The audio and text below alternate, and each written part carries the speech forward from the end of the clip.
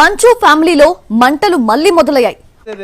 పెద్ద సమస్య వచ్చి పడిందే. మొన్నటి వరకు ఇంటర్వెల్ లా బ్రేక్ ఇచ్చిన మంచు బ్రదర్స్ మళ్లీ సెగలు రాజేస్తున్నారు. ఏం మాట్లాడుతున్నావయ్యా? ఏం మాట్లాడుతున్నావు నువ్వు? మంచు మనోజ్ మరోసారి జల్పల్లి ఇంటి దగ్గర అలజడి క్రియేట్ చేశాడు. నా కొడుకు వచ్చినప్పటి నుంచి నాకు దరిద్రం చుట్టుకుని అన్న విష్ణుపై ఏకంగా చోరీ కేసు పెట్టాడు. లైట్లు, కోర్టు బీరువాలు, పోస్ట్ బాక్సులు ఇవన్నీ కొట్టుకొచ్చిన వస్తువులా కనపడుతున్నాయి కానీ ఏవి కొన్న వస్తువులా కనపడటం లేదే. ఇంట్లోకి ఎందుకు రానివ్వరని గేటు దగ్గర కూర్చొని హై డ్రామా క్రియేట్ చేశారు. ప్రభు హరిరామ్ కృష్ణరాధం జగన్మోహన్ రెడ్డి. అల్లుడు నువ్వు తగ్గొద్దు, నువ్వు వెనకడుగేయద్దు. మ్యాటర్ ఏంటో తెలిపోవాలి. ఇది ఆస్తి గొడవే కాదు. మా నాన్నగారికి ఎప్పుడో పెట్టేశాను, నాకు ఆస్తి వద్దు నాన్న మీది. నీ బతుకెట్టుకు నువ్వు గాని నీ కొడుకు గాని ఆయనలాగా అంత చక్కగా ఎప్పుడైనా మాట్లాడగలిగారా? ఒక మగాడు నేను ఊర్లో ఉన్నప్పుడు లేని ధైర్యం, నేను ఊరు దాటిన వెంటనే జైపూర్ పాపనెత్తుకొని. ఏం చిల్లర కాదురా మీరు. పెద్ద మాట అన్నాడు సార్. పాప బర్త్డే బిజీలో ఉంటాడు, ఈ టైంలో కొట్టొచ్చా అని కేవలం విష్ణు ప్లాన్ వేసుకొని. వాట్ థాట్, పిచ్చోలు అయిపోయారు మా టీం అంతా. తెల్లారుజామున April 1 5:40కి ఇదే రోడ్లో ఉన్న కెమెరా సీసీటీవీ, మా ఇంట్లోనే సీసీటీవీలు చూసుకోబల్లా ఫేమస్ కదా. పోయినసారి గొడవ అయినప్పుడు వాళ్ళు నా మీద కంప్లైంట్ వేసి వాళ్ళే సీసీటీవీ దాచిపెట్టారు. ఇదయ్యా మీ అసలు రూపం. అవునరా. ఇప్పుడు కూడా మీరు వెళ్ళి అడగండి, సీసీటీవీ వాళ్ళు ఎంటర్ అయింది ఎవరు? ఎందుకు వాళ్ళు ఇస్తే సగం గుండు కొట్టుకుని తిరుగుతాను నేను వీధంతా. ఇది విన్నారా?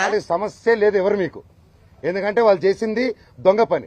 మర్యాదస్తుని పట్టుకుని ఎంగులాకులు ఎత్తే ముష్టోడు అన్నాడు. April 1వ తారీఖున దౌర్జన్యంగా 30-40 కార్లు, ఆ వీడియో కూడా ఇచ్చాను మీకు. వాడు ఎక్స్ దొంగ, ఎక్కడ దొంగతనం చేసినా నిమిషంలో దొరికిపోవడం వాడి స్పెషాలిటీ. 30-40 కార్లు ఇదే వీధిలో వచ్చి మా సెక్యూరిటీ గేట్లు దూకి స్టంప్స్ లో బూతులు మాట్లాడి నా సెక్యూరిటీని కొట్టి. తరం మారింది, హంతకులకి గూండాలకి అభిమానులు తయారయ్యారు అంతేలే. ఆ బాబు ఫొటోస్, నా పాప ఫొటోస్, చిన్నప్పటి నుంచి ఉన్న వస్తువులు చూసారా బాబు, అది వాడి క్యారెక్టర్. ఆ పాప కోసం ఉన్న చిన్న చిన్న నగలు మేము బర్త్డే కోసం కొనుక్కున్నట్టువి. ప్రతిదీ పగలు కొట్టి ఎక్కడేసారో కూడా తెలియట్లేదు. ఎవరు చూడలేదు కదా, వాళ్ళ పందాలు చూసినట్టు చూస్తున్నారు. నా కారు, నా 2016లో కొనుక్కున్న నా కారు టో చేసుకొని.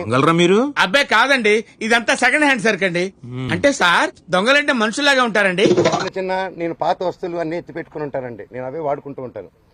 అండ్ నాకు ఆ సోకులు లేవు. వాడే ఉద్దేశంతో అన్నాడు. అది తీసుకొచ్చి ఆ కార్ని టో చేసుకొని తీసుకొచ్చేసి వెళ్ళిపోయి ఆ రోడ్డు మీద వదిలేరు. ఎన్ని ఎన్ని ఎన్ని ఎన్ని ఎన్ని ఎన్ని దారుణాలు. మా వైఫ్ కారు మినీ కూపర్, దాన్ని టో చేసుకొని తీసుకొచ్చి ఆ గ్రౌండ్ లో వదిలేరు. ఆ గ్రౌండ్ లో వదిలి అక్కడ కర్చీపులు కట్టుకుని రౌడీ షీటర్లు అందరు దిగి దగ్గరుండి దాన్ని టో చేసుకుని మళ్ళీ తీసుకెళ్లి అక్కడ వదిలేరు. నా ఆఫీస్ కి గోడలు దూకి లోపలికి వచ్చి నా కారుని దొంగ కీ పెట్టి స్టార్ట్ చేసుకుని ఆ కారు దొంగతనం చేశారండి. ఏంద్ర బాబుజీ ఇదే, ఏంది టార్చర్ మనకి? అంటే ఎందుకు ఇంత దరిద్రానికి దిగజారుతున్నాడో నాకు అర్థం కావట్లేదు. తెలియకడుగుతున్నాను, ఇదో బతుక చెప్పండి. కన్నప్ప మీదకి నా బైరం వదులుతాను, ఇది కాదు మనం పోట్లాడాలంటే ఎండి ధరల మీద పోరాడదాం, పని మీద పోరాడదాం, హెల్తీగా పోరాడదాం అని నా బైరం వదులుదాం అనుకున్నాం.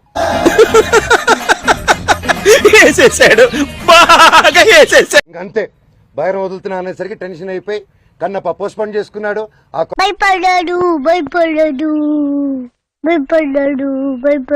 కోపం ఎలా చేసుకోవాలో తెలియక నా మీద ఇదంతా రుద్దుతున్నారు. ఇమీడియట్ గా డైవర్షన్. Okay, no use.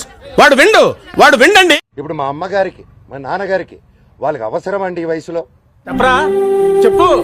అంత నీ వల్లే కదా, ఆడించేది నువ్వే కదా. విష్ణు నాకంటే 4 సంవత్సరాలు పెద్దవాడు, అతనికి 4 పిల్లలు ఉన్నారు. వచ్చి మాట్లాడడం తెలీదా? కూర్చొని మాట్లాడమని అడుగుతున్నా నేను. పెద్దోళ్ళని కూర్చొని మాట్లాడిన మాట్లాడలేరా? చెప్పు చెప్పవే, నేను వింటాను కదా. ఓ చెప్పే. నేను వీళ్ళకి సినిమాలు పనిచేసినప్పుడు, నేను క్యాంపస్ కి పనిచేసినప్పుడు ₹1 ట్రాన్సాక్షన్ వాళ్ళ దగ్గర నాకు వచ్చిందని చెప్పానండి. ఎంత ఘోరం జరిగిపోయిందిరా. ఈ రోజు వరకు ఈ మనోజు ₹1 తీసుకోలేదు నా కుటుంబం నుంచి. భరించలేకపోతున్నాం బ్రో, డబుల్ పేమెంట్ ఇస్తానని చూడటం కాదండి, మీరు చెయ్యాలంతే.